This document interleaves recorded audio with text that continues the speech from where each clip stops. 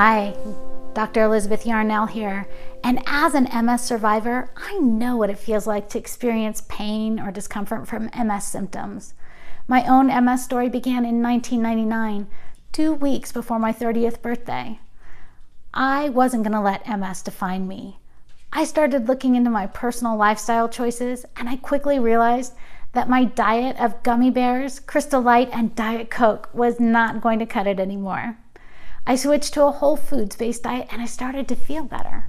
There's so many additives and preservatives in our food supply that can cause autoimmune symptoms, and I was determined to find a way to cook meals that made me feel good inside and out. Hey, I'm a mom and a business owner, and sometimes it feels like there aren't enough hours in the day. I get it. I know many of you are probably in the same boat.